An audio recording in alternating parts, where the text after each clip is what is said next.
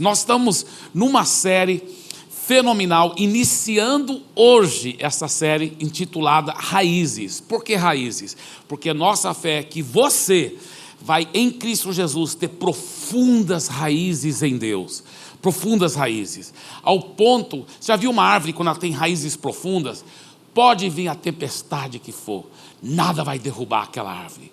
Ela vai só continuar crescendo e frutificando e dando muito fruto, seja em época de tempestade ou não, né? Pode vir a tempestade que for, né? Seja tornado, seja furacão, por sinal é o tipo de tempestade que o cachorro menos gosta, né? Furacão, mas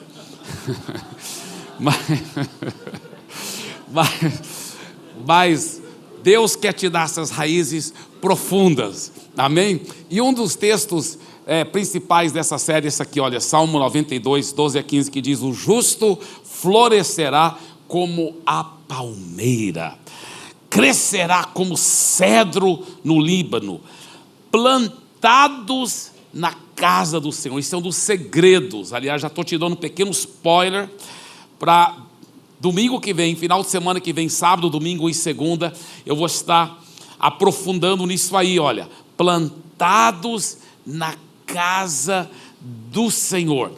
Como estar plantados na casa do Senhor? Como realmente ter raízes fortes numa família da fé? E só para aumentar meu spoiler, te trazer, para garantir que você vai ser bem fiel nessa série todinha, quero te encorajar. Vem esse mês de outubro todo, é muito importante. Você sabia, eu vou dar os detalhes dessas estatísticas melhor final de semana que vem, mas você sabia que a Universidade de Harvard fez um estudo que comprova que as pessoas que frequentam fielmente a igreja, isso é verdade, frequentam fielmente a igreja uma vez por semana ou mais, elas diminuem muito a porcentagem de pessoas com risco de câncer, de outras doenças de coração, cardiovasculares. É impressionante, mas isso aí é um spoiler. Final de semana que vem nós vamos aprofundar mais nisso. E aí ele continua: plantados na casa do Senhor florescerão nos atos do nosso Deus, na velhice ainda darão frutos, serão cheios de seiva e de verdor, para anunciar que o Senhor é reto, Ele é a minha rocha e nele não há injustiça. Mas hoje eu quero enfatizar só as primeiras duas palavras desse trecho, que diz: o justo, é lá no versículo 12, o justo. O justo. O tema de hoje é algo muito importante para as suas raízes espirituais. O tema é esse: você é a justiça de Deus. E isso aplica, claro, para aqueles que já entregaram a vida para Jesus. Mas mesmo que você ainda não entregou, eu creio que você vai entregar logo. Então, com certeza, vai aplicar para você também esta mensagem. E minha primeira pergunta é essa: por que muitos cristãos sofrem de um complexo de inferioridade espiritual? Por que isso? Por que a maioria dos cristãos sempre sentem aquém da onde eles deviam estar espiritualmente? Sempre sentem: poxa, eu ainda estou longe, eu me sinto tão pequeno diante de Deus, quem sou eu? Eu não sou digno. Eu lembro que eu também sentia muito esse tipo de complexo de inferioridade. Por anos e anos e anos e anos, mesmo quando eu estava vivendo uma vida relativamente correta, santa, toda hora pedindo perdão, qualquer coisa, me perdoe, Senhor. Eu sentia sempre culpado, condenado, sempre pedindo perdão aos meus pecados, sempre dizendo: eu não sou digno. Quantas e quantas vezes? E se eu visse um versículo como esse, olha esse versículo: muito pode, por sua eficácia, a súplica do justo. Uau, eu falava: está vendo? Se eu fosse justo como eu devia ser, eu ia poder orar e ganhar grandes resultados, mas infelizmente eu não sou. Mas será que isso é verdade? Se a Bíblia fala que nós cristãos de verdade somos a luz do mundo, o sal da terra, embaixadores de Cristo, por que existe tanta timidez? Por que existe esse complexo de inferioridade? Eu vou te falar. Por quê? Sabe por quê? Porque as pessoas não tiveram revelação da justiça de Deus. Esses princípios que eu vou estar compartilhando com você revolucionaram minha vida, fizeram toda a diferença. Por anos e anos e anos eu não sabia desses princípios. Depois que eu aprendi esses princípios, foi um divisor de águas na minha vida. Por isso que eu quero te encorajar, não só ouvir bem a palavra hoje, mas depois vai ou no nosso site, né, ou no nosso canal do YouTube, qualquer um dos dois, o canal da Paz Church, e fica ouvindo essa mensagem, fica deixando essas verdades ensopar até vier a revelação, porque não adianta você só entender na sua mente. Uma vez que você tiver revelação, a sua vida muda. Foi o que aconteceu comigo. Quando eu compreendi essas verdades sobre a justiça de Deus, minha vida mudou por completo. Eu comecei a ter uma vida leve, eu não sentia mais aquém, não, eu sentia lá em cima, juntamente com Deus. Eu sentia forte, eu sentia que era um filho favorito de Deus. Eu sentia, tudo mudou na minha vida. Tanta coragem, aquele complexo de inferioridade espiritual foi embora. Aquele sentimento de condenação, de culpa toda hora, sabe aquela nuvem negra de culpa, de condenação, que eu sofria por anos como cristão, não tinha mais. Não tinha mais culpa. Antes eu sentia tão culpado toda hora. Agora nunca mais eu tinha sido contido. Eu vi um dia e falei, meu Deus, nunca mais eu senti culpado, nunca mais senti condenado. Quase que eu comecei a sentir culpado por nunca mais ter sentido culpado. Foi uma revolução na minha vida. E eu desejo isso para você também, porque é tão maravilhoso, tão maravilhoso. Agora, o que acontece quando você começa a entender que você é a própria justiça de Deus? Vamos ver esse mesmo versículo numa outra tradução. Olha o que ele diz: a oração de um justo tem grande poder e produz grandes resultados. Você vai compreender hoje com a mensagem que isso, se você já entregou a vida para Jesus, você está dentro desse texto. A palavra de Deus diz que você já é justo. Você vai ver daqui um pouco. É muito forte. E quando ele fala que produz grandes resultados, a sua oração, grandes resultados, não está falando só no mundo espiritual, porque toda vez que você acha uma poderosa promessa, né, tem aqueles fariseus espirituais, né, que são bem intencionados, mas eles querem espiritualizar tudo. Não, isso só aplica no mundo espiritual. Deus não vai responder oração com poder e milagres para a sua família, para a sua vida financeira, para a sua faculdade, para a sua vida sentimental. Como é isso? Sabe como o maligno engana as pessoas? Até porque esse versículo, o contexto dele, ele continua dizendo, ele usa o exemplo do profeta Elias. Ele fala, Elias era um homem igual nós, sujeito às mesmas tentações, emoções, mas ele orou com fé e parou de chover por 3 anos, ele orou com fé de novo e choveu. Então ele está usando como exemplo de uma oração grande com poder que traz resultados no mundo natural, usando o exemplo do mundo natural. A grande troca na cruz do Calvário. É importante esse segredo aqui para você entender o que aconteceu e o que acontece para você se tornar a justiça de Deus. Veja bem esse versículo clássico, 2 Coríntios 5:21. Aquele que não conheceu o pecado, ele o fez pecado por nós, para que nele fôssemos feitos justiça de Deus.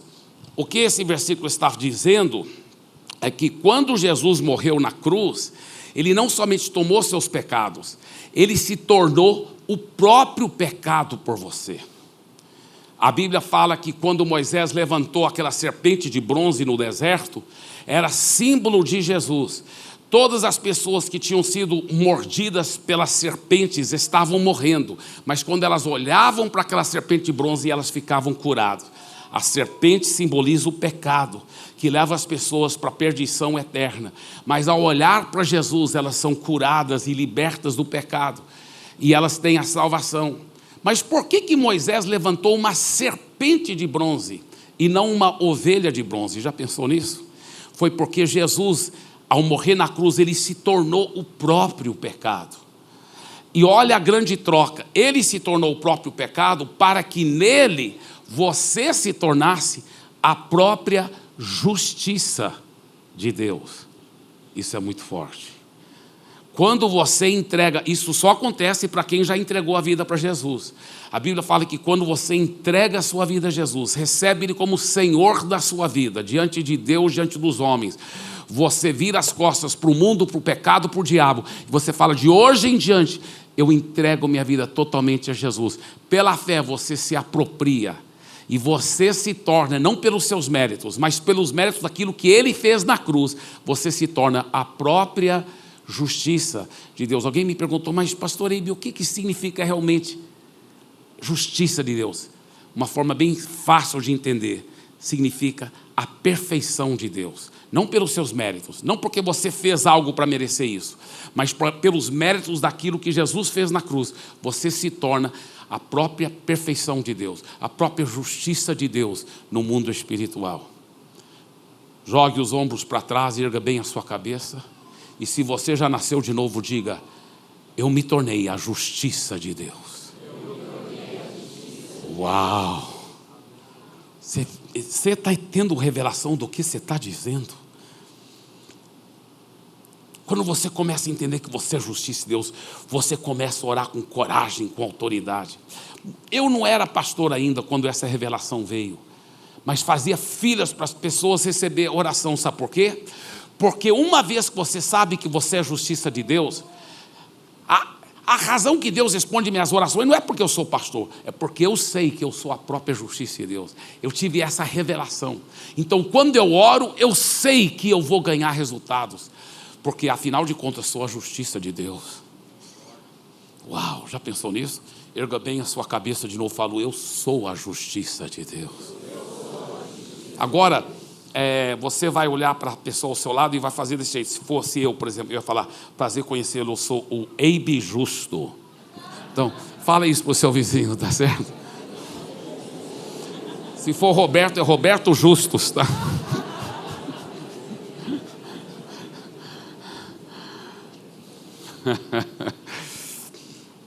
Não é forte isso, gente? Olha o que esse versículo diz, Romanos 5,17, e pela ofensa de um por meio de um só reinou a morte, muito mais os que recebem a abundância da graça e o dom da justiça.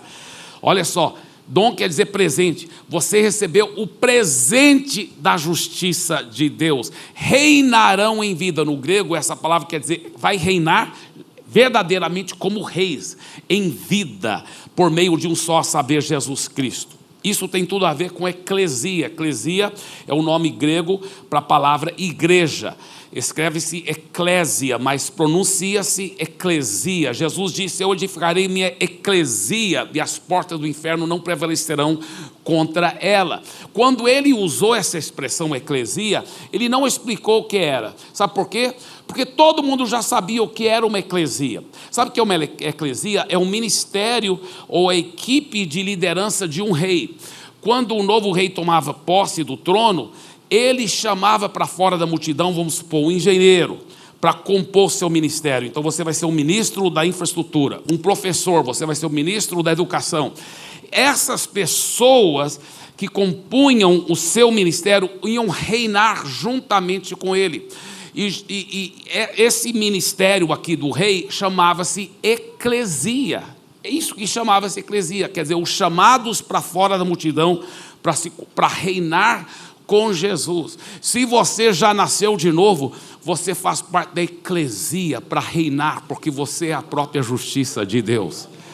É forte demais. Agora, como que isso tudo vem? Olha, Romanos 1, 16, 17, ele fala, pois não me envergonho do Evangelho, porque é o poder de Deus. Evangelho, você sabe que as boas notícias, ele fala, eu não tenho vergonha dessas boas notícias, porque elas são o próprio poder de Deus que traz salvação. Essa palavra salvação, no grego original, ela não só inclui o perdão dos pecados, a vida eterna, que é o mais importante, mas ela também inclui cura. Prova que Jesus falava para uma pessoa doente que ficou curada, ele dizia assim: a sua fé te salvou.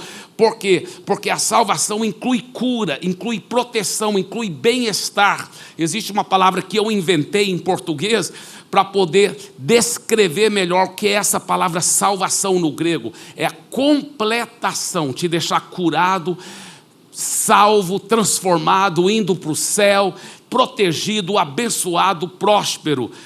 E Paulo está dizendo: eu não me envergonho desse evangelho que eu prego, das boas novas de Jesus que morreu e ressuscitou por nós, porque esse evangelho é o próprio poder de Deus que traz essa completação, que traz essa salvação.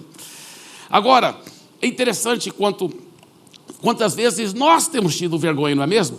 Do evangelho, de carregar a Bíblia, de falar que eu sou cristão, que eu sou seguidor de Jesus, de orar num restaurante antes da refeição. Está com vergonha das coisas de Deus. Engraçado, as pessoas do mundo muitas vezes, elas não têm vergonha de contar as piadas mais sujas, mais imorais na frente de todo mundo.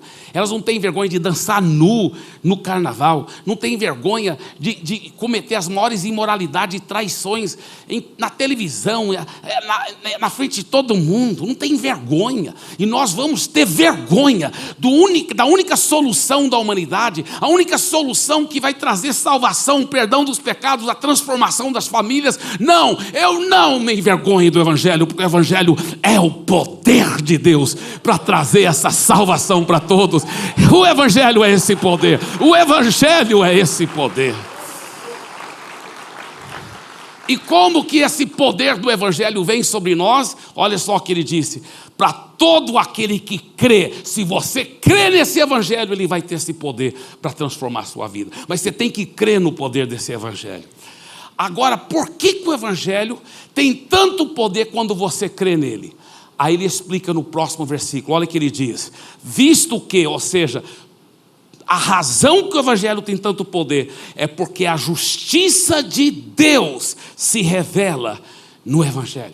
Meu Deus, olha o segredo da justiça de Deus. A razão que o evangelho tem tanto poder para transformar as pessoas é porque a justiça de Deus se revela no evangelho. Pastor Eibe, eu preciso mais então entender o que é essa justiça de Deus. Então, vamos aprofundar.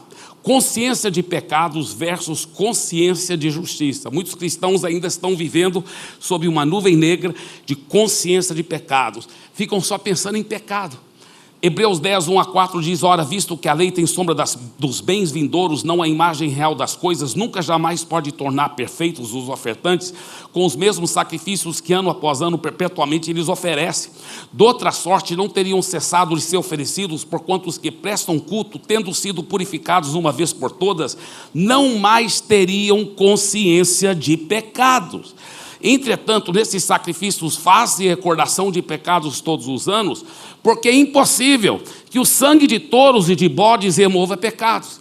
Na velha aliança, no Velho Testamento, as pessoas nunca ficavam livres dessa culpa, dessa condenação, mesmo que elas sacrificavam animais, para que o sangue dos animais, mas aquele sangue só cobria os seus pecados, nunca purificava. Por isso que eles precisavam de todo ano ficar sacrificando animais.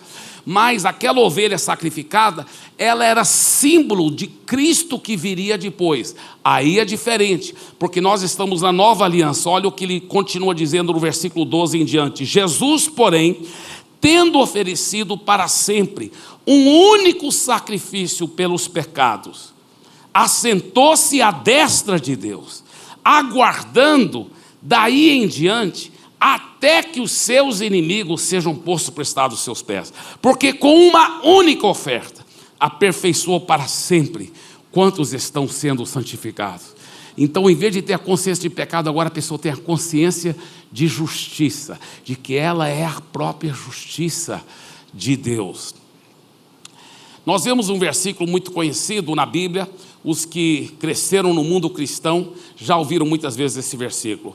Romanos 3, 23. Pois todos pecaram e carecem da glória de Deus.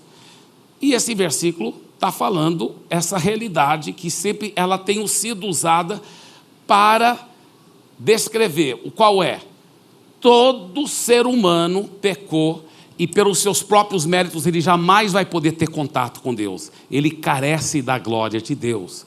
Só que esse versículo, a razão principal que ele foi escrito, é num contexto maior para explicar algo ainda maior do que isso. Vamos ver o contexto desse versículo, Romanos 3, a partir do versículo 21. Mas agora, sem lei, se manifestou a justiça de Deus, porque a lei não conseguiu trazer essa justiça de Deus. A lei, na realidade, foi dada para que as pessoas vissem que elas precisavam de Jesus morrer na cruz pelos pecados dela, que pelos méritos dela, ela nunca jamais, por obedecer à lei, ela jamais poderia alcançar a justiça de Deus. Então, sem lei se manifestou a justiça de Deus, testemunhada, ou seja, profetizada pela lei e pelos profetas. Lei e profetas é uma forma de dizer o Velho Testamento. Então, ela foi profetizada no Velho Testamento. Justiça de Deus mediante a fé em Jesus Cristo, para todos e sobre todos os que creem. Porque não há distinção, pois todos pecaram e carecem da glória de Deus, sendo justificados gratuitamente. Pode colocar esse versículo, sendo justificados gratuitamente. Então, o contexto é assim, olha, todos pecaram, então todos precisam dessa graça de Deus de ser justificado. Ser justificado é só um termo erudito para dizer sendo feitos justos. E como que nós somos feitos justos? Gratuitamente, por sua graça, mediante a redenção que há em Cristo Jesus. Não é lindo isso? Agora veja bem, a justiça de Deus se manifesta em 4 níveis. Tá, o primeiro nível é que os seus pecados foram perdoados. 1 João 1,9, ele fala, se confessarmos os nossos pecados, ele é fiel e justo para nos perdoar os pecados. Você já notou o que ele está dizendo aí? Ele está dizendo que se a sua fé está em Jesus e naquilo que ele fez por você na cruz, Deus seria infiel e injusto de não perdoar os seus pecados. Olha só, é muito forte isso. Ele é fiel e justo para nos perdoar os pecados. Por quê? Porque a sua confiança não é nos seus méritos, é naquilo que Jesus já fez por você na cruz do Calvário. Quando meus filhos eram pequenos, eu vou te dar uma ilustração aqui, só para te mostrar alguma coisa. Vamos supor que a gente está num parque aqui, aí tem esse gramado e os brinquedos, e eu estou conversando aqui com meus amigos, falo, vocês podem brincar à vontade aqui, mas não vai para cá, porque aqui tem um poço de lama, tem umas pedras pontiagudas, não quero que vocês vão para cá, pode ficar para cá brincando. E eu estou conversando, distraído, e um deles me desobedece e vai lá, começa a brincar na lama, ele escorrega, cai sem querer, se arranha na pedra, está saindo sangue, está machucado. O que ele vai fazer naquela hora? A criancinha. É claro que ela, papai, não é mesmo? Ela vem, papai, o que eu vou fazer? Oh, meu filho, eu te amo, e eu vou abraçá-lo, vou beijá-lo, vou lavar a ferida dele, e vou tirar toda a lama dele, e aí eu vou tratar da ferida, ou vou pedir minha esposa para tratar da ferida, da ferida dele, não é mesmo? Mas nós vamos garantir que ele vai ser bem cuidado, tá certo? Mas não, tem cristão, a imagem que eles têm de Deus é totalmente deturpada. Eles desobedeceram a Deus, brincaram com o pecado, caíram na lama do pecado, se sujaram de lama, o diabo os machucou, os feriu, estão sangrando espiritualmente. Mas sabe o que eles fazem? Em vez de ir correndo para Deus, papai, não, eles correm de Deus. Ai meu Deus, estou com tanta vergonha de Deus. Eles deixam de ler a Bíblia, deixam de orar, deixam de ir para a igreja. Ai, eu estou com vergonha de Deus. Olha só, quando eles pecam, eles fogem de Deus. É o contrário que você tem que fazer. Você caiu em pecado, vai correndo para Ele, Ele vai te acolher, Ele vai te amar, Ele vai te lavar, Ele vai te curar. claro, o que eu faria com meu filho? Uma vez que ele está tudo bem, senta aqui. Vamos conversar. E eu ia corrigir meu filho. E Deus faz a mesma coisa com você. Ele te lava, te ama, te cura e te corrige. Ele é o seu papai. Então, quando você peca, não corre dele, corre para ele. Ele te ama, ele é apaixonado por você. Quando a Bíblia fala que Deus sabe até quando um fio de cabelo cai da sua cabeça, Deus tem todos os fios numerados. E quando um cai, opa, o número 2034 caiu, enquanto ele estava tomando banho. É verdade, a Bíblia fala isso. Você fala, mas por que Deus faz isso? Eu lhe garanto que ele não faz isso porque ele tem prazer, não é porque ele tem prazer de manter um monte de dados matemáticos no seu cérebro divinal. A razão que ele faz isso, sabe por quê? Eu vou te falar por quê. Porque ele te ama tanto, que todos os detalhes sobre a sua vida são preciosos para ele.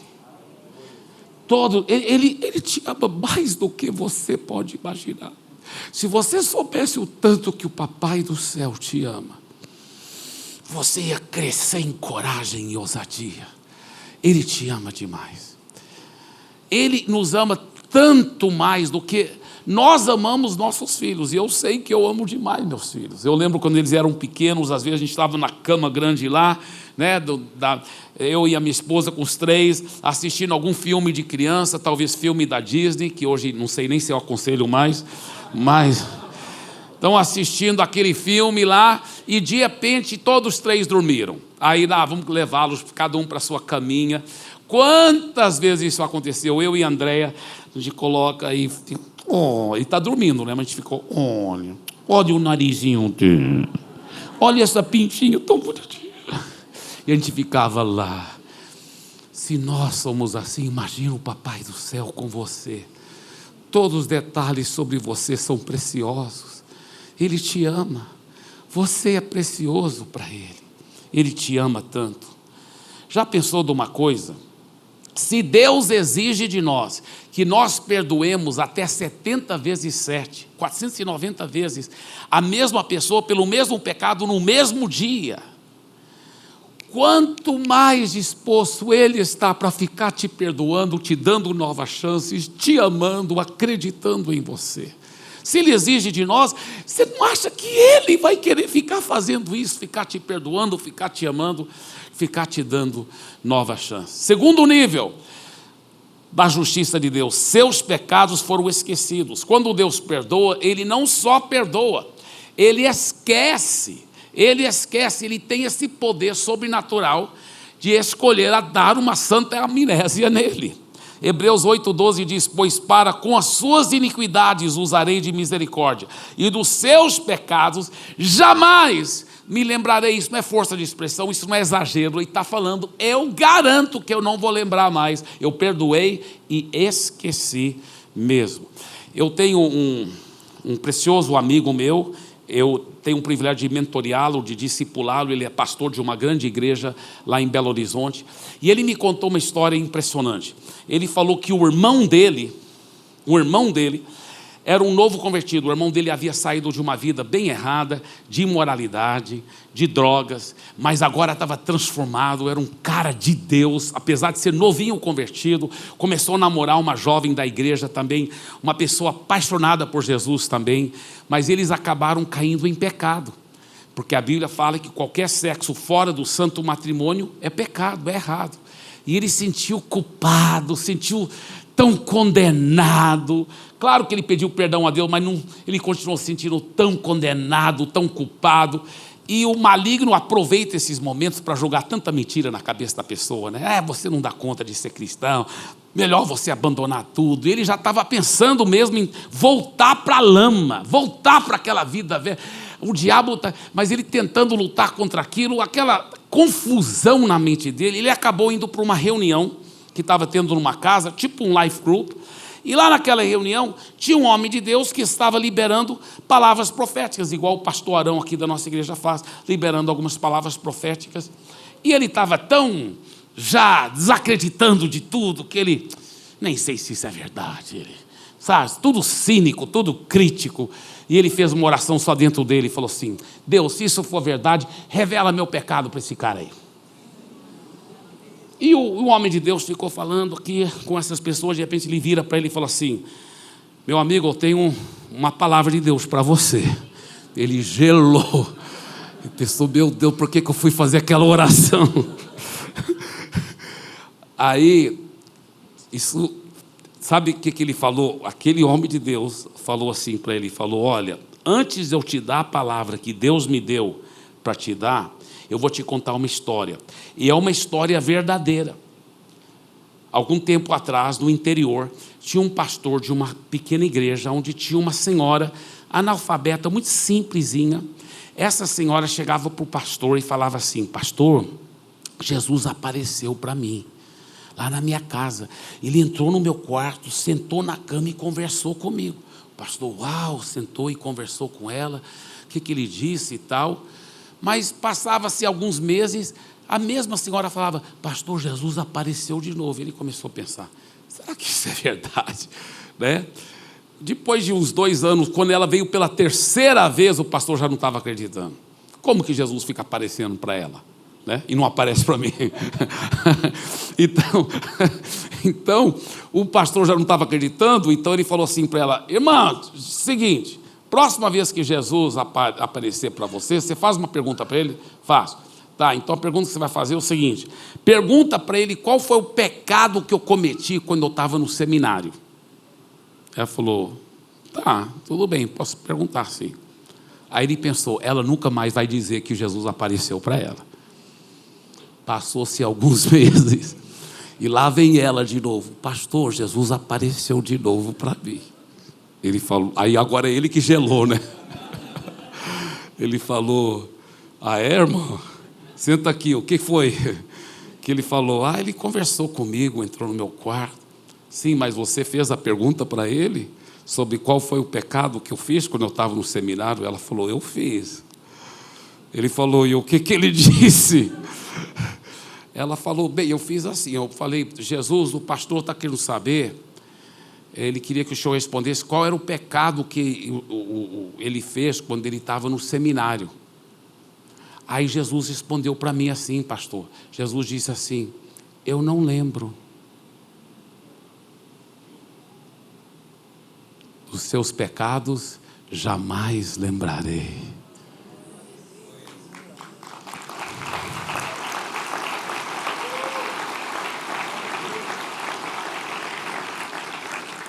E esse homem, depois de contar essa história para o irmão do meu discípulo, e aí ele liberou a palavra. Eu até digitei para pegar as palavras exatas que ele liberou, que foi transformador. Ele disse assim: então Deus está lhe dizendo: conheço tuas obras e sei dos teus caminhos, mas dos seus pecados não me lembrarei jamais. Não é forte isso? E você sabe que transformou a vida do irmão do meu discípulo. Ele se tornou um homem de Deus transformado, cheio de santidade e vitória. Dê para Jesus uma forte salva de palmas.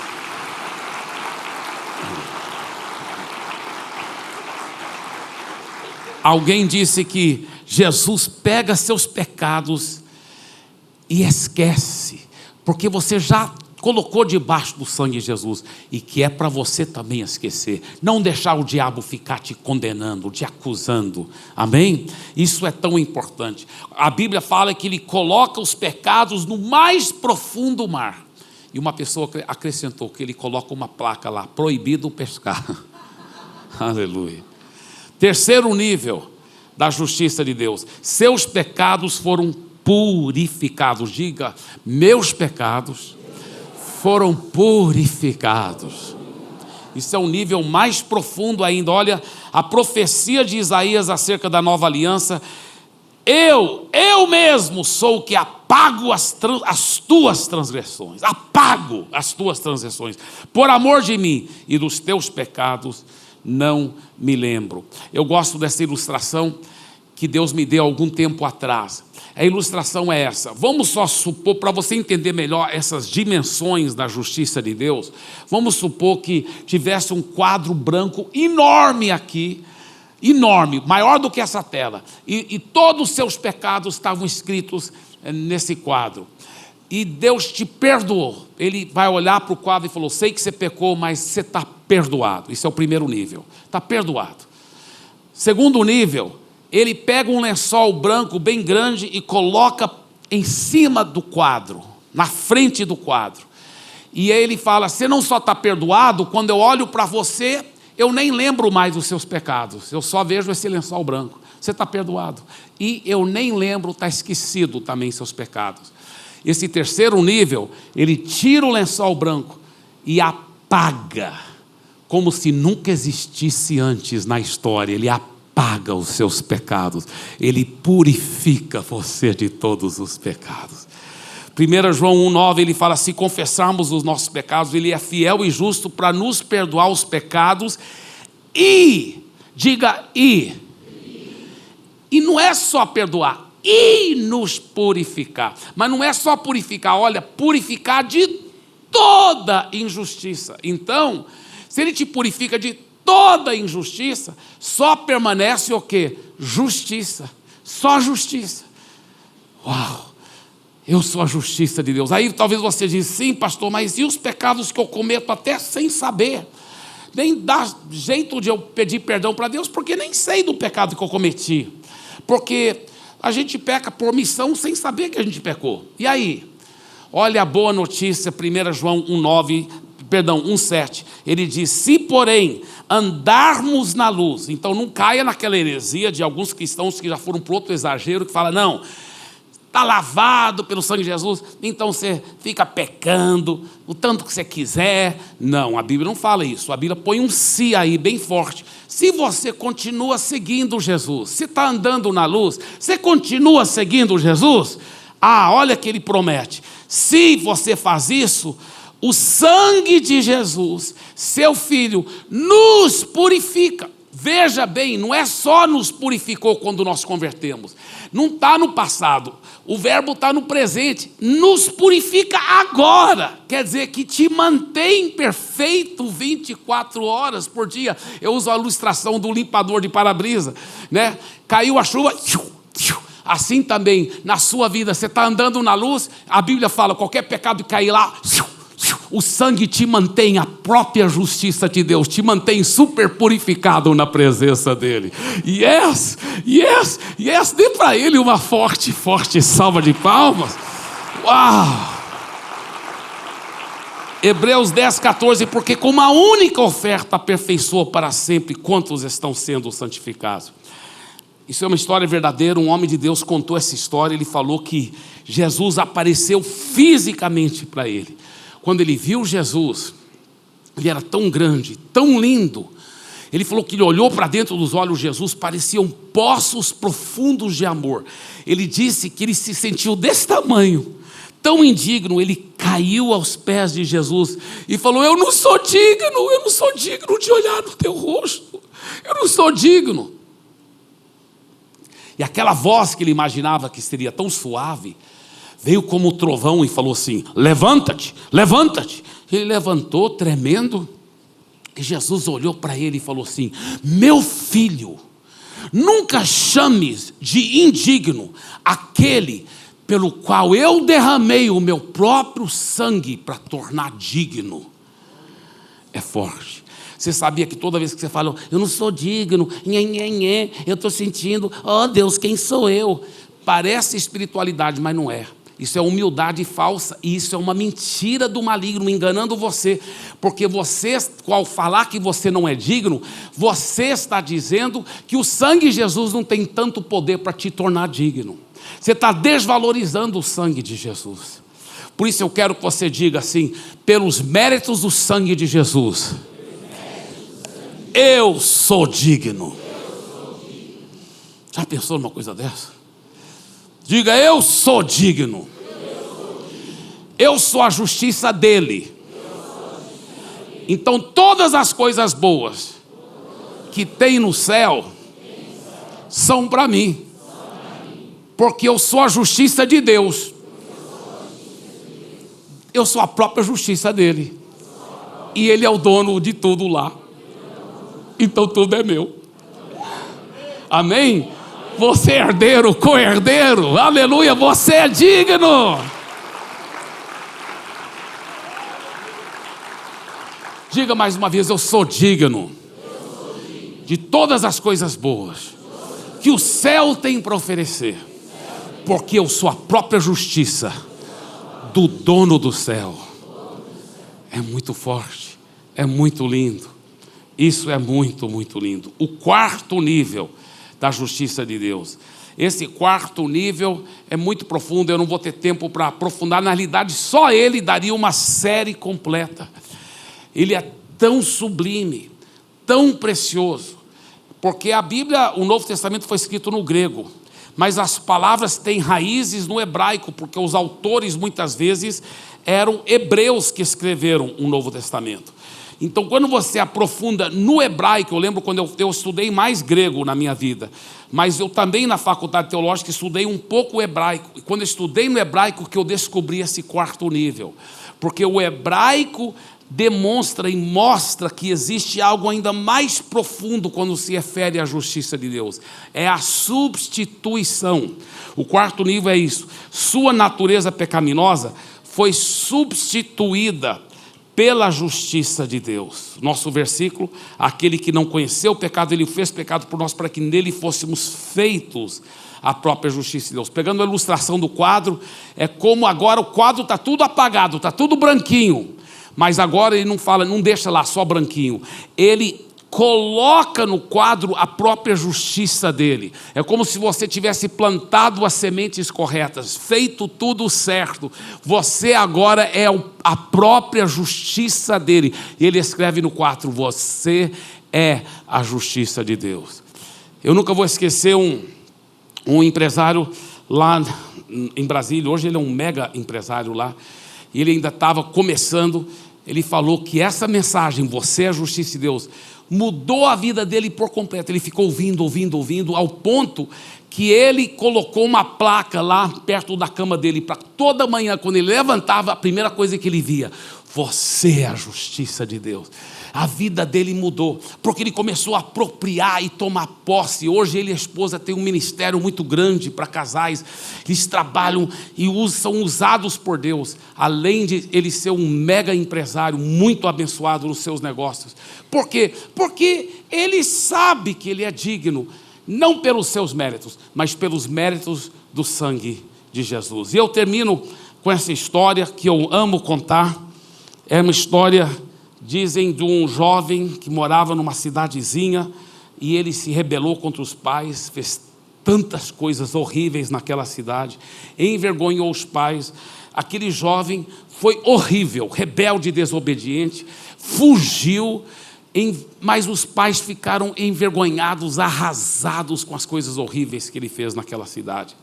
E ele pensou, nunca mais vou ver a cara dos meus pais. Era antes da era de internet, os pais nem sabiam para onde ele foi, imaginavam que estava em alguma cidade grande. Desapareceu por muito, muito tempo. Ele pegou emprego e tudo, mas depois a ficha caiu. Ele foi ver a grande besteira que ele fez, ele arrependeu profundamente, buscou a Deus, Deus mudou a vida dele. E ele escreveu uma carta comprida, né?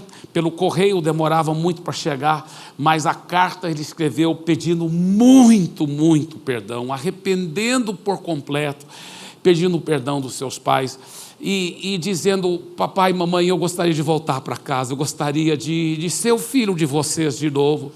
Eu sei que eu não mereço, e se vocês não me aceitarem de volta, eu entendo completamente, eu dou até toda a razão para vocês. E eu nunca vou culpar vocês se vocês não quiserem me receber de volta. Mas eu ainda vou sempre considerar vocês os melhores pais do mundo. Eu estou tão arrependido, me perdoe. Mas se por acaso eu posso voltar para casa, ele não queria dar o endereço dele para eles mandarem carta de volta. Ele falou, olha, eu vou estar passando num trem que passa na frente da nossa casa. Sabe aquela árvorezinha com aquele tronco meio fino assim? Eu quero que vocês amarram um lenço branco no tronco daquela árvore.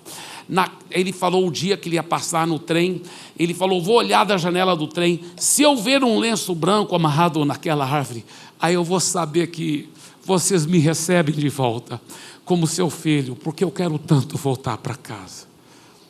Muito bem, o dia chegou, ele entrou no trem, antes da última curva ele pensou, não, nem vou olhar, ele abaixou a cabeça, eu prefiro só ficar com a imagem tão linda que eu tenho dos meus pais, eu dou toda a razão para eles, com certeza não tem nenhum lenço lá, mas bem antes do trem passar na frente, a curiosidade foi maior, ele levantou a cabeça, olhou para o tronco daquela árvorezinha, e ela não estava com um lenço lá amarrado, ela estava com centenas de lenços.